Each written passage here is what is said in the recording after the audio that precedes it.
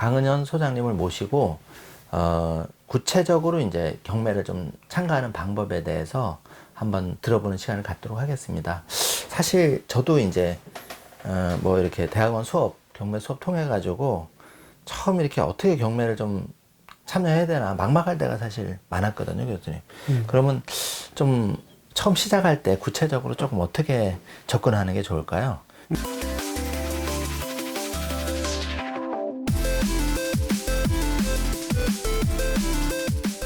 일단 경매 정보를 어디서 좀 파악을 한다면? 예. 일반인들이 경매 정보를 얻을 수 있는 방법은 크게 두 가지가 있는 것 같아요. 아, 네. 이제 먼저 요즘에는 이제 워낙 그 정보 제공들이 그 활성화되어 있고 해서 네, 이제 무료로 정보를 얻을 수 있는 데가 있고요. 네. 유료로 얻을 수 있는 데가 있는데 저는 개인적으로 처음 입문하시는 분은 무료로 얻을 수 있는 데를 먼저 이용하시는 게 좋지 않냐. 그러면 무료로 얻을 수 있는 사이트에 가장 제가 신뢰도가 있고, 네. 정보의 내용에 있어서 유용한 데는 그 대법원에서 운영하는 대법원 경매정보라는 네. 공식 사이트가 있거든요. 아. 여기를 방문하시면 네. 아마 제가 보기에는 무료 대비는 최고의 가성비가 된다. 아, 대법원 경매 사이트. 대법원 예. 경매정보 가장 네. 공신력 있는 기관에서 제공하기 때문에 예. 아마 여기에 대한 정보에 대한 신뢰도는 가장 높거든요. 예. 이제 단 이제 흠이라면 이제 무료이다 보니까 네. 이제 과거의 사례들을 거기에서는 접근할 수 없다라는 거. 네. 그다음에 이제 입찰 참여자들이 이제 뭐 통계라든가 이제 네. 이런 부분들에 있어서 물론 대법원 사이트 통계도 아주 유용한데 이제 처음 입문자들이 보기에는 그 통계 부분 사이트는 좀 쉽진 않으니까요. 아. 대신 어디에 내가 아까 그런 그 금액대 물건 거기에 조건식이 있거든요. 네. 지역별로 검색할 수 있고 법원별로도 검색할 수도 있고 네. 또는 종목별로도 할 수도 있고요. 그렇기 때문에 다양한 그런 그 자기가 원하는 그런 조건식을 주면 거기서 정보를 얻을 수 있고요.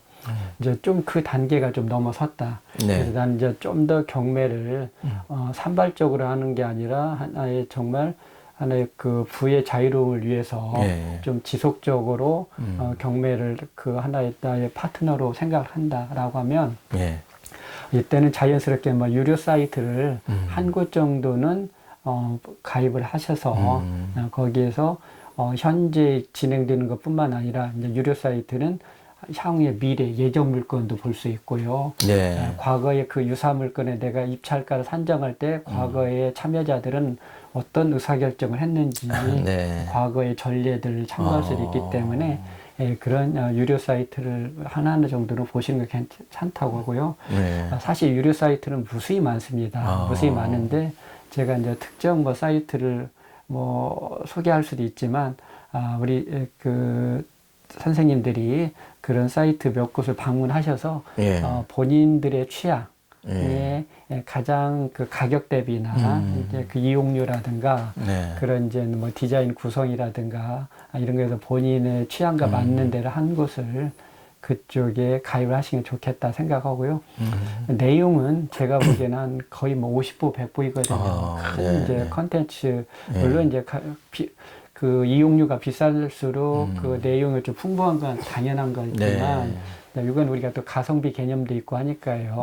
그래서 그 자기가 관심 정도에 따라서는 뭐 가장 그 이용료가 비싼 사이트가 좋을 수도 있고요. 또 어떤 분은 그렇기보다는 이용료는 중저가가 자기한테 가장 효용이 있을 수도 있기 때문에 그래서 그런 그 중에서 몇 군데 방문하셔서 한번 시험적으로 한번 그 전체적으로 사이트 구성이라든가 이런 것을 한번 방문하셔서 자기하고 맞는 사이트를 이용하시면 좋겠습니다.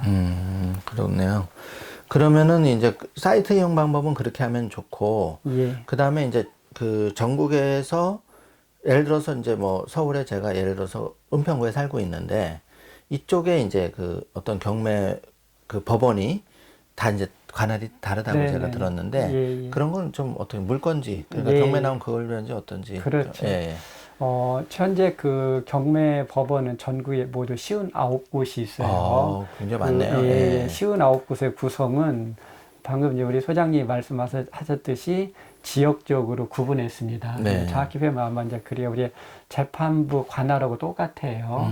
그래서 이제 서울 같은 경우는 25개의 구를 5개의 권역으로 나눠서 동서남북 중앙. 네. 그래서 이제 이렇게 보시면 되겠습니다. 자기가 관심 있는 지역의 부동산 소재지, 이 소재지는 법원별로 다 정해져 있거든요. 네, 네. 그러면 그 법원을 방문하시면 되는데 경매 시작하는 시간은 전국에 있는 법원이 공이 오전 10시와 아니면 10시 30분 시작을 하고요.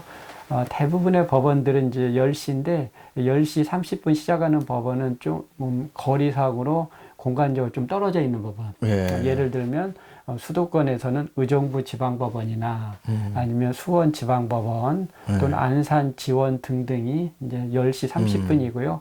나머지 법원들은 모두 10시에 시작을 하고요. 예. 그러면 이제 뭐 경매 그 법원에 좀 일찍 가서 막 기다린다고 이렇게 짜증 내시지 말고 커피 한잔 하시면서 이제 예. 조금 여유가 있으니까 예. 그날의 입찰 정보나 이런 거를 좀 다시 한번 살펴보는 게 좀 예. 낫지 않을까. 그러면 이제 좀 준비물 같은 건 뭐 뭘 준비를 해가야 되는지 좀 궁금하거든요. 처음에 그 경매 참여하시는 분들이 작은 오해 중에 하나가 경매는 세상에서 전혀 새로운 세계인 것처럼 생각하시는데 그렇지 않고요. 경매도 일반 부동산 거래의 한 부분이다 라고 생각하시면 아마 그 준비물이라든가 이런 게 편하실 거예요. 우리가 일반 거래를 살 때도 그 매매 계약서를 쓸 때 당사자 간의 신분을 확인해야 되잖아요. 그렇죠. 진정한 매도인인지. 그리고 계약서상에 우리가 도장을 찍거나 이제 서명, 날인을 할 수도 있고. 그리고 부동산을 사니까 당연히 그 사는 계약금 쪽가 필요하잖아요. 그렇죠. 그게 우리 경매 시장인데 그대로 이게가 반영이 돼요. 경매도 입찰 참여자들은 신분증이 있어야 되고요. 그 다음에 입찰표 작성상에 도장을 찍을 수 있게 도장을 준비하시고, 당연히 또 경매도 부동산을 매입하니까 입찰 보증금을 준비하시고요. 단지 경매는 그 매매 계약을 체결하는 곳이 일반 부동산과 달리 이제 일반 부동산은 대개 공인중개사 사무소에서 그렇죠. 계약이 이루어지는데 경매는 그렇진 않고요. 법원에서 이제 법원에서 한다라는 게 아마 이 부분이 일반인들의 마음에 그 벽을 쌓게 하지 않냐. 사실 뭐 소장님이나 저도 마찬가지고요. 법원이라든가 또는 검찰이라든가에 대한 이미지가 일반인들한테는 아주 편안하게 다가오진 않잖아요. 그렇죠. 그렇다 보니까 부동산을 사는데 법원에서 산다고 하니까 조금은 사람들이 심리적 부담을 느낄 수 있는데요. 이건 단 그 계약을 체결하는 공간이 법원일 뿐이다라고만 생각하시고 우리가 부동산을 사는 여러 방법 중에 하나다라고 생각하시면 오히려 그런 접근하시는데 훨씬 더 심적으로 편안하실 수도 있다라고 생각합니다.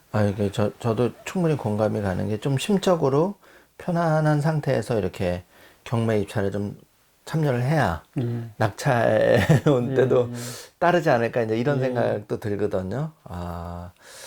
이게 우리 소장님 말씀 듣고 보니까 그냥 뭐 내가 의욕만 앞선다고 그냥 바로 뛰어가서 될 일이 아니라 꼼꼼히 조금 그 신분증 뭐 이렇게 입찰 보증금도 하고. 근데 선생님 여기서 또 한 가지 팁이 있으시다면서 예를 들어서 어떤 내가 물건은 그 전날이나 좀 봐놨을 테니까 얼마의 입찰에 참여할지를 어떻게 좀 그런 거 미리 그런 거. 그렇죠.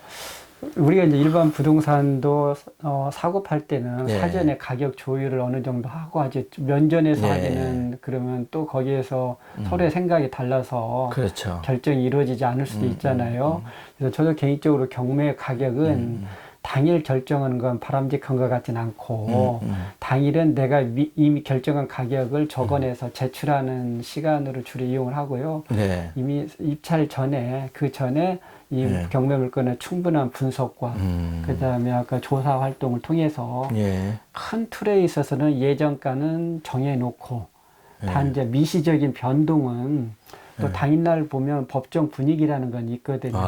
그래서 생각보다 아마 올 상반기에 참여자들은 그런 걸 많이 느꼈을 거예요. 법원에 오시기 전보다 의외로 법정에 많은 사람이 있다라는 거. 그런 경우는 사실 집에서 출발하기 전보다는 법원에 도착해서 가격이 좀 높게 쓰는 게 맞는 것 같고요. 네. 반면에 지금 시점에서는 오히려 생각보다 법정에 사람들이 없을 겁니다. 이런 경우는 애초에 내가 집을 떠나기 전에 마음속에 생각했던 금액보다 낮추는 것도 하나의 우리가 매입 원가를 절감할 수 있는 그런 아마 그런 툴이 될 수 있을 것 같고, 물론 이게 뭐 보편 타당한 명제는 아니지만 그래서 네. 이런 부분은 참고를 하시면 아마 유용할 것 같습니다. 사람들이 그날의 현장 분위기에 휩쓸려서 원래 내가 평상시에 이 A라는 물건의 경매 얼마 정도에 해야 되겠다 이런 생각을 잃어버리고 예. 잊어버리고 분위기에 쇠업사해서 내가 갑자기 몇 천만 원 내지 몇억 올려서 예. 낙찰 받다가 예. 나중에 보증금도 못 돌려갖고 후회하는 경우가 있다는 그렇습니다. 거죠. 네. 소장님 어떻게 실제로 뭐 그런 분이 좀 있으신가요? 거의 그런 거, 지금도 제가 뭐 특정 사례를 뭐 정확히 기억하는 건 아니지만, 네. 지금 제가 뭐, 이번 달도 그렇고요. 법정에서 그런 좀 안타까운 사례들. 이를테면 무슨 얘기냐. 낙찰은 잘 받으셨는데, 네. 2등과의 간극 차이가 너무 많이 벌어져서, 네. 제가 보기에는 1등과 2등이 뭐 1억에서 2억씩 벌어진 사례도 네. 종종 어쩌다 한 번이 아니라 매 법원에서 볼 수 있을 정도로 요즘은 이렇게 분위기가, 아마 상반기에서는 그런 일이 없었을 겁니다. 네. 상반기 열기로 보면 1등과 2등의 가격 차이가 초경합을 벌였을 텐데 네. 지금 하반기 들어서는 네. 시장 분위기가 확연히 변하고 있다는 걸 느낄 수 있거든요. 그러다 보니까 지금 입찰에 참여하시는 분들은 상반기 때의 높은 가격을 그건 참고만 해야 되지. 그때 가격을 그대로 적어내면 낙찰 받는 데는 뭐 전혀 지장이 없는데 낙찰 받고 나서 2등과 또는 3등, 이제 2등이 되겠죠. 후순위자의 간극이 벌어지면 또 이것 참 또 사람의 심리가 묘하지 않겠어요? 그렇죠. 예. 아무래도 그 순위가 밀리면 되게 낙찰을 받았다 해도 굉장히 불안할 것 같아요. 잘못하다가 입찰 보증금을 날리게 되니까, 그죠? 점점 더 이렇게 좀 재밌어지는 것 같습니다. 사실, 뭐, 저도 개인적으로는 경매라는 거를 어렴풋이 알고 있었지만, 그걸 액션 플랜하는 게 정말 어렵더라고요. 그래서, 교수님, 그러면 여기서 뭐 좀 깜짝 이렇게 질문하면, 지금 제주도가 뭐 연예인 뭐 이렇게 해가지고 굉장히 뜬다 해서 많이 이렇게 불과 몇 년 전에 했었는데 지금은 제주도가 뭐 저는 잘 그러지만 좀 빠졌다는 토지라든지 이런 게 약간 그런 이유가 있을까요? 그러니까 이게 저도 사실 그 제주도 토지 시장을 수년째 지켜보면서 뭐 애직이라는 표현은 적절치 않더라도 한편으로는 정말 놀라웠습니다. 제가 제주도의 그 토지 경매 때문에 방문했을 때는 사실 제주도 부동산 시장 어떻게 보면 제주도가 가지고 있는 천혜 자원에 비해서는 사실 그 의지인의 별반 그 많은 관심을 못 받았거든요. 그래서 뭐 한없이 유찰도, 한없이라는 말은 아니지만 기본적으로 뭐 2번씩 이상 떨어진다든지 토지 같은 경우는 그렇죠. 반값 이하의 물건들이 널려 있어 그랬는데요. 그게 불과 뭐 2013년도 그때부터 제주도 토지 시장이 급등을 합니다. 이제 물론 여기는 이제 제주도가 가지고 있는 천연 자원에 대한 새로운 각광도 있고, 더 큰 요인 중에 하나는 아마 중국인들의 이런 뭐 투자 이미처럼 이제 그 일부 사람들이 제주도 토지 시장에 대해서 진입할 수 있는 문턱을 낮춰놓음으로 인해서 그 제주도 토지 시장이 여하튼 이제 폭등을 하는데, 근데 이제 오래 갈 것 같았는데 여러 가지 이제 뭐 국제 정세도 있었지만 제가 보니까는 한 5년 정도는 제주도 토지 시장이 성장을 해왔습니다. 근데 이제 놀랍게도 이제 6년 차가 지난 시점부터 2018년 이후부터 이제 제주도 토지 시장이 일단 중국인들도 예전같이 들어올 수가 없고요.